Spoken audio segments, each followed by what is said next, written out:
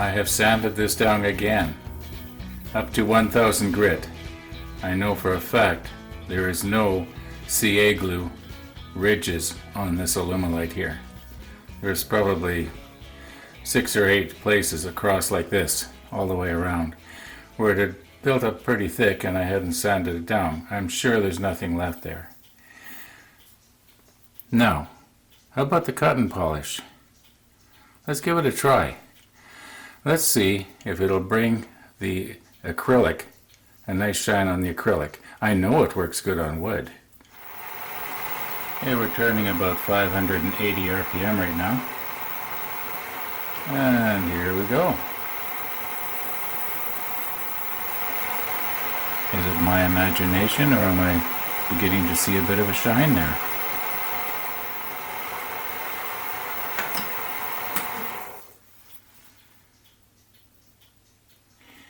Well, I'm seeing a shine. I'm also seeing little imperfections that obviously got impregnated into this Alumilite here. I don't know what that is. It's probably sawdust of some kind, I guess, got mixed in.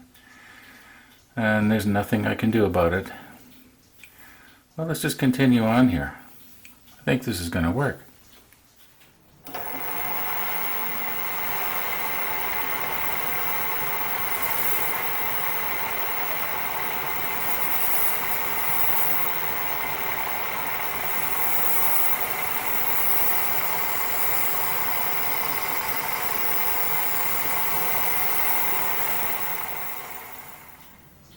Now I can see what appear to be little micro radial scratches running around the blank here. I think I'm going to put it on the buffing wheel now, and the buffing wheel will be going this way, and it should brush those out. At least that's the plan. And the monkey wood looks just as good as it did before, so I don't think we've lost anything there.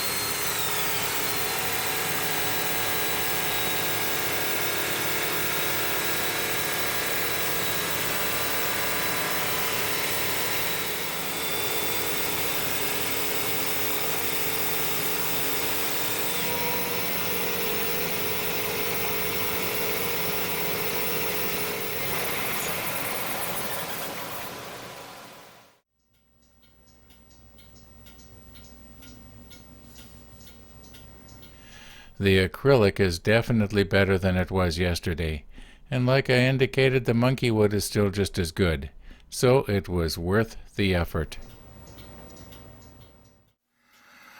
I could go on and endlessly on, like the series The Quest for the Perfect Shine.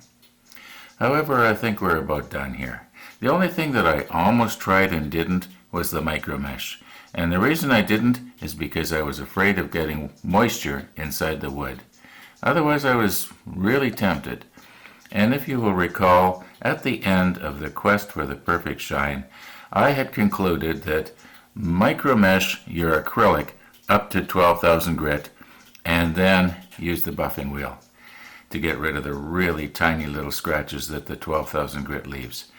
Anyway, this series is almost at an end here. Let's get these parts shoved up that hole.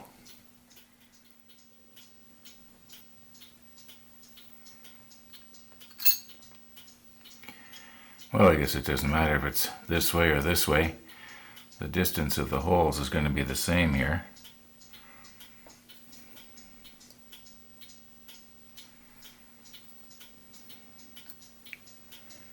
I think that's going to be okay.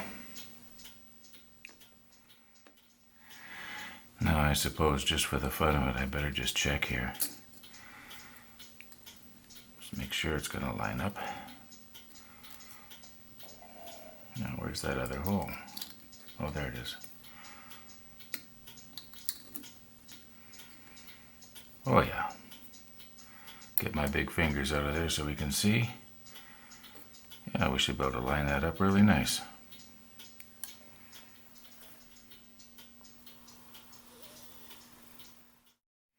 Now if I drill a hole just slightly smaller than that screw, which probably is 3/32, should be just about right.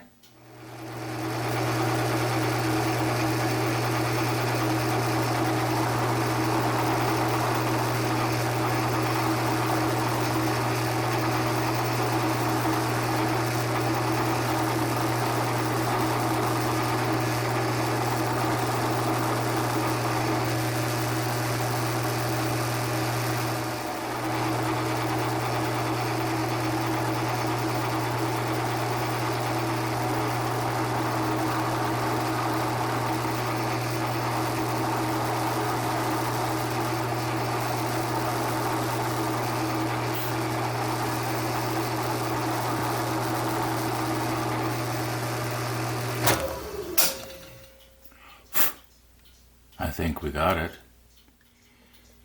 Okay, now since I drilled those holes an hour ago, I did something very important.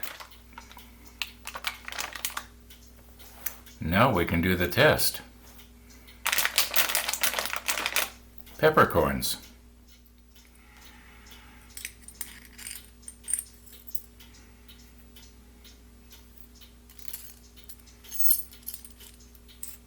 Now I am going to have to take this apart later. And you'll see why in just a minute or two here.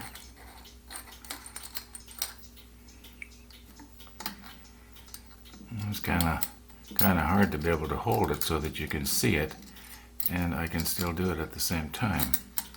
So I'm going to have to just take and hold everything so I can see it. Okay, I think I've got it here. Whoop. I think I'll have to do this by hand.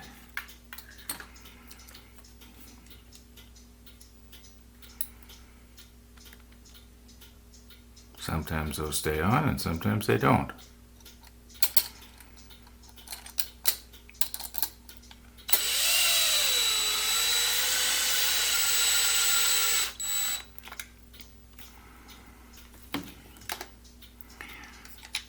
Now, being as that I have to take this off again later anyway,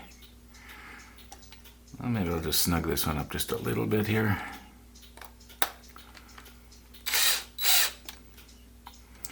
Okay, now here's why I have to take it apart.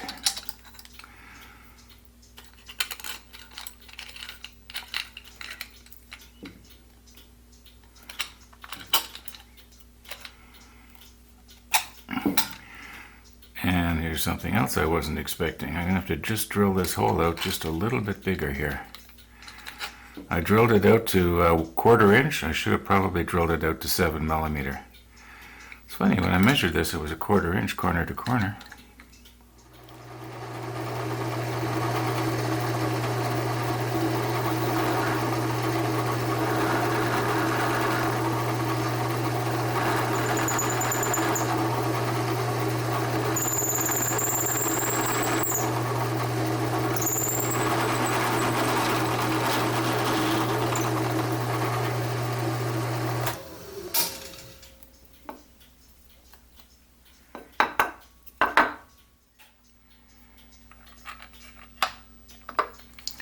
Okay, now obviously this is way too long.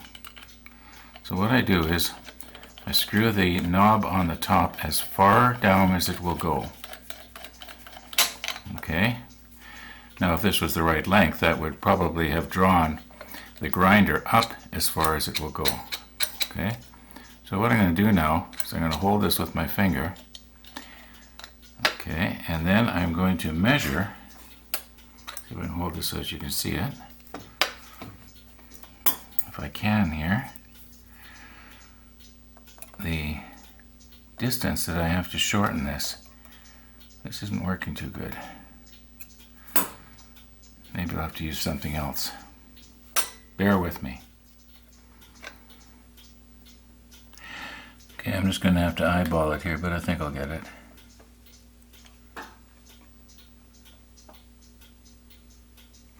There.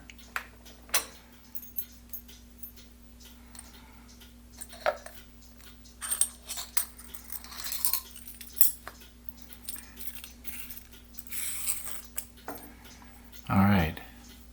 I can do it two ways. I can either turn this down on my metal lathe and rethread it further down, or I can snip it off just the right length, which is a whole lot easier. And this is very soft metal. I think it's aluminum, but it might be some sort of white metal, I'm not sure. Anyway, it'll snip very easily. So we'll just mark this now. That shouldn't be rocket science.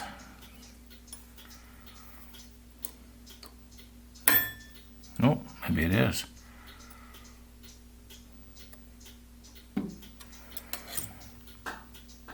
There, I can see that. And being as that you're watching in 4K, you should be able to see it too. Now I might be able to cut it with this, but if not, then I'll use my bolt cutter. I think that should work, and we'll soon find out. Okay, I'm not as strong as I used to be. Yeah. Hey, what's this? Made in USA. Probably some town in Japan. Oh, USA. Isn't it nice to see something made in North America for a change? Okay, you know I'm just kidding around here, but it really is nice to see stuff made in North America. And that includes Canada.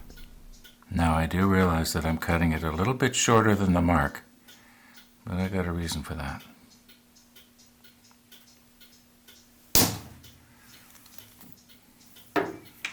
Okay.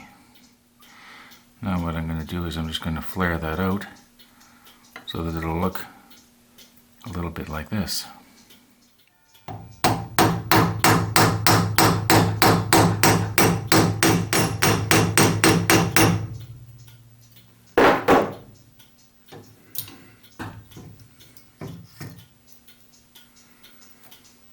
Well, looks a little bit like it.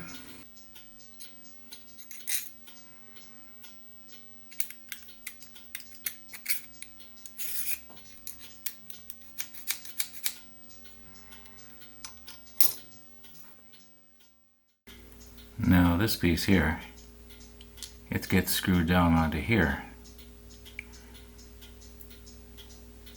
And I'm going to cheat a little bit here. I'm going to put a tiny bit of CA medium on here.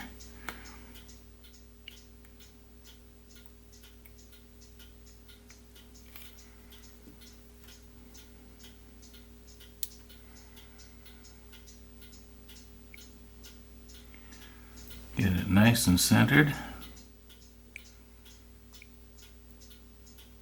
That's pretty good.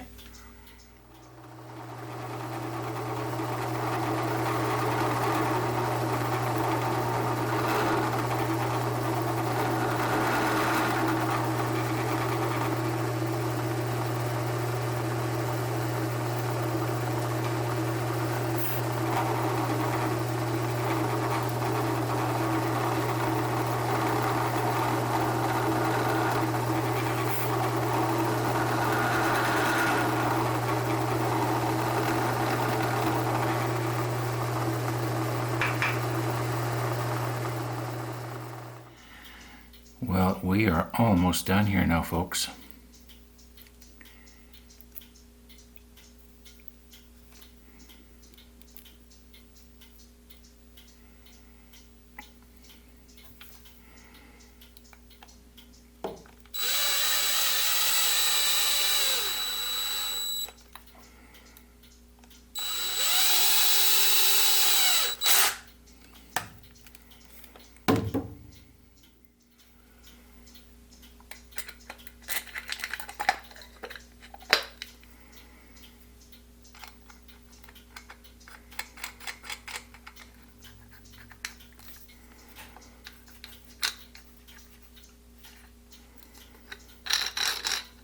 I think this is going to work. Well, they've always worked in the past. Well, let's put some in and see what happens.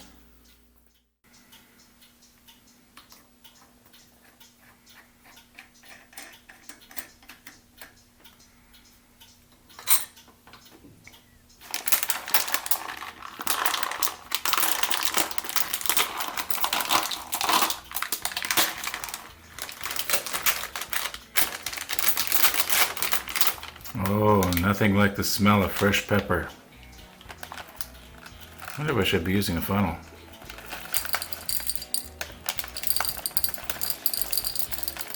Shouldn't take too many here to see if it works.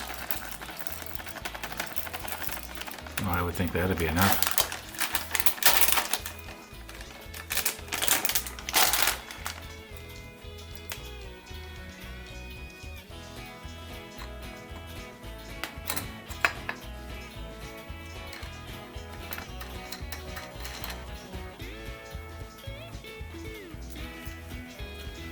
Okay, let's give ourselves a piece of paper to do it on.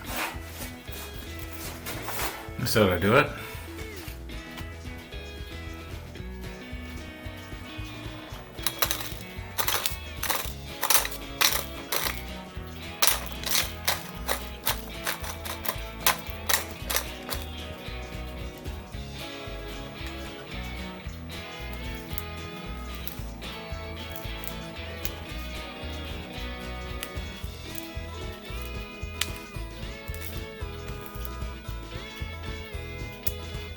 Thanks for watching.